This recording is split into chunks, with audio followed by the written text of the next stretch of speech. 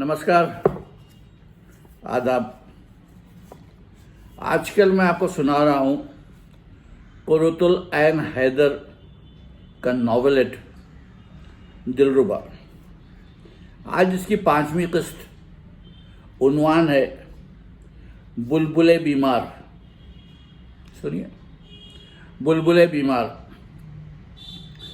गुड़गुड़ी और हुक्का के सामने गुलजार भाई हाथ चला चला कर चिल्लाई, हम बड़े बड़े वालियान रियासत के शाही मेहमान खानों में ठहराए जाते हैं। बड़े बड़े राजो नवाबों ने हम पर अपने खजाने लुटा दिए। ज़रा जाकर अपने खर दिमाग बालिस्टर से पूछो, मियाँ तुम्हारी औकात ही क्या? 2 टके के वकील, ज़रा ज़हूर ज़मींदारी।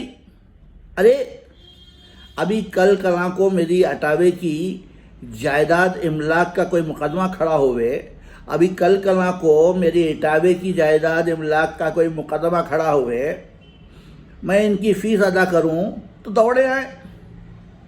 और अब हमसे ये हिकड़ी लेते हैं जैसे इनकी फ़ीस उनके काम की, हमारी फ़ीस हमारे काम की।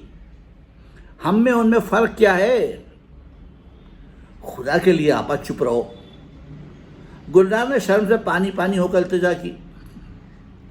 इससे कबल के गुलजार बाई जो नशे में आउट थीं, ज़्यादा फहश कलामी पर उतरे, हुक्का गुड़गुड़ी वहाँ से खिसक लिए। नदामत और गुस्से की वजह से गुलजार की हालत गैर थी और पसीना पसीना हुए जा रही थी।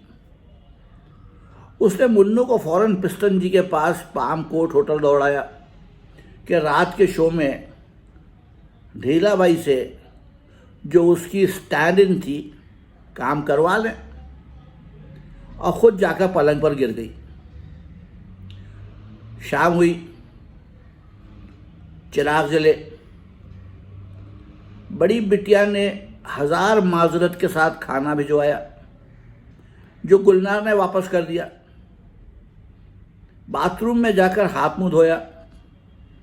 अम्मा दिन भर की थकी मांदी और नशे में गैर ड्राइंग रूम के गालीचे पर लुढ़क रही। गुलजार सिगरेट जलाकर दरीचे में जा बैठी। रफ्ता रफ्ता रात की खामोशी छाई। कोठी में पहले ही सबको सांप सूंघ गया था। रोशनियां गुल हुई। रात की रानी ने बाग मुअत्तर किया। मॉर्निंग ग्लोरी की बेल जहाँ ख़त्म होती थी, वहाँ से बैरिस्टर साहब का बेडरूम दिखलाई दे रहा था। उसकी रोशनी 11 बजे तक जला की। अचानक गुलजार का जी चाहा कि दहाड़े मार मार कर रोए। शगलें मैं कभी कभार करती थी। अंधेरे में टटोल कर वालिदा की विस्की सोडा तलाश किया, ग्लास बनाया, फिर खिड़की में आ बैठी। एक घूंट भरा, आंसू टप टप गिरने लगे। जिल्लत की जिंदगी, जिल्लत की मौत। हवा का झोंका रात की रानी की महक साथ लाया। मैं होवे कुंजे बाग हो, साकी हो, महाविश कोई मुखेल ना हो, वहाँ बाय से हिजाब का बेहिजाब बाई महलका। उस जल कुकड़े मीर हुक्का ने फिक्रा कसा। उस 2 टके के मुंशी की ये हिम्मत। जिल्लत की ज़िंदगी, जिल्लत की मौत। तेरे कूचे से इतना गुरूर। अल्लाह मुझे जहाँ पैदा किया वहाँ पैदा हो गई। इसमें मेरा क्या कसूर? रोते रोते हिचकी बन गई। अम्मा बेखबर सो रही थीं। उठकर फिर मुँह धोया, आंखों पर छपके मारे।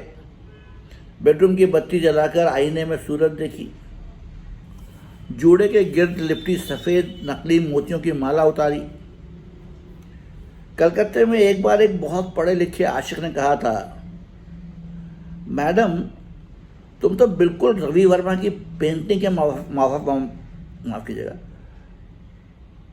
एक बार एक बहुत पढ़े लिखे आशिक ने कहा था, मैडम तुम तो बिल्कुल रवि वर्मा की पेंटिंग के मवाफिक मालूम देता है। बत्ती बुझाकर पलंग पर औंधी गिर गई। मच्छरों ने सताया तो फिर उठी, बरामदे में निकल आई। सामने एक खुदी हुई क्यारी दरख्तों के अंधेरे में कब्र का गड़ा सा मालूम हो रही थी। जब बुढ़िया हो जाऊंगी तो कफन का चोंगा, किसी वाहियात आदमी, किसी बूढ़े बदकुवारा मीर शिकार का सहारा, शायद वो भी ना मिले। आपा की हालत उस बेतुके बूबक मिर्ज़ा गुड़गुड़ी को गनीमत समझ रही थी, बेचारी आपा। और जब मैं मरूंगी वो सीढ़ियों में बैठकर याद करने लगी। जब मूंगा खाला मरी थी इटावे में, उनके जनाजे के साथ कब्रिस्तान के रास्ते में टोकरों रोटियां बांटने गए थे। आपा ने बताया था, हमारी बिरादरी का दस्तूर है, मरने वाले की बख्शिश के लिए, गुनाहों की माफ़ी के लिए रोटियां बांटने। झुरझुरी सी आई, बहुत डर लगा। क्यारी के गड्ढे से नज़र बचाकर कमरे में वापस आ गई। गालीचे पर उकड़ू बैठकर माँ को झंझोड़ा। गुलजार भाई आंखें बंद किए हुकारी, अरे नाबकार मुर्दार, सोने दे, अंधी किस्मत आग लगे। आपा, जब मूंगा खाला मरी थी उनके जनाजे के साथ रोटियां क्यों बांटी गई थी? जब मैं मरूंगी मेरे जनाजे के साथ कितने मन रोटियां? वालिदा बौखला कर उठ बैठी। झबड़े खिचड़ी बाल समेटे, अंधेरे में चुड़ैल मालूम हो रही थी। जनाजा किसका?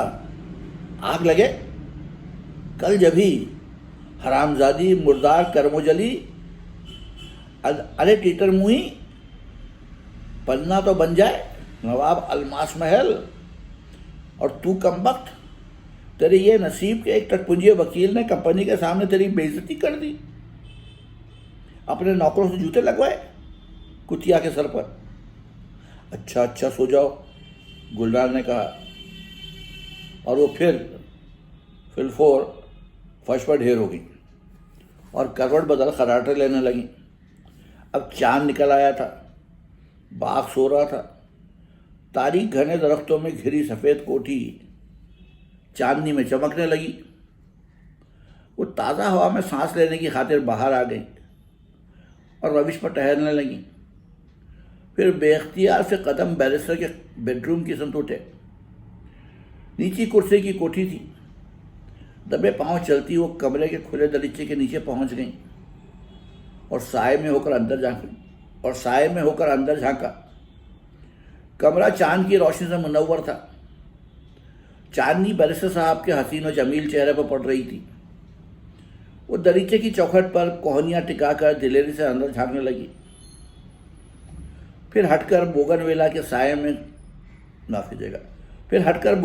साए में हो गई और सोचने लगी, किस्मत की सितम ज़रीफ़ी, पैदाइश के इत्तेफाकात। मैं कौन हूँ?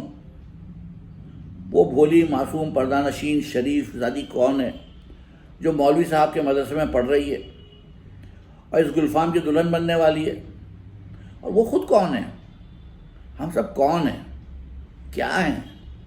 ये सारा माजरा क्या है? गोरखधंधा। मीर हुक्का माजरत कर रहे थे। बैरिस्टर साहब अपने तेज मिजाज और अपने हालात से मजबूर हैं, तो मैं भी अपने हालात से मजबूर हूँ। तुम नाहक, हम मजबूरों पर। आधा घंटा गुजर गया। वो उसी तरह दीवार से टिकी खड़ी रही। फिर अंदर झांका।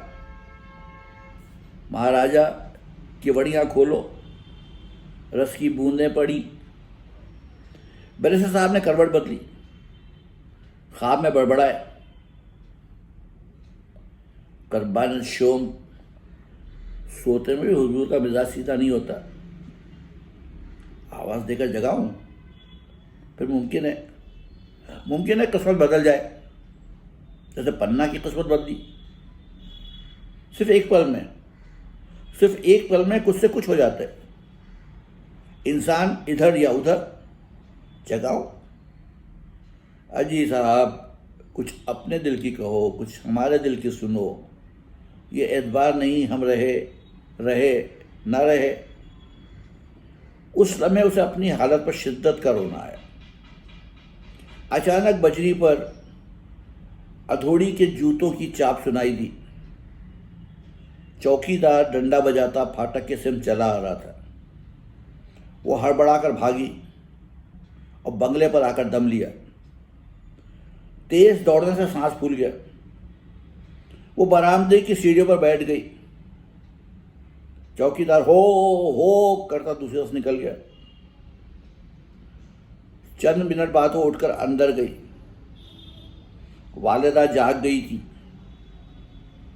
वो भी नाक सुड़क सुड़क कर रोती जाती थी और कमरे की बत्ती जलाकर सामान समेटने में मसरूफ थी। बाहर चांद का उजाला फीका पड़ता जा रहा था। कोई दम में मुर्ख बांग देंगे। कूच का वक्त करीब था। एक बार फिर कूचा गर्दी। ब्रिटिश इंडियन एम्पायर के छोटे शहरों में कंपनी की छोलदारियां, शौकीन रऊसा के मर्दान खाने, बड़े शहरों में होटल। तो ये थी 5वीं किस्त नॉवेलेट दिलरुबा की। 6ठी किस्त कल सुनाएंगे। तब तक के लिए इजाज़त, आदाब।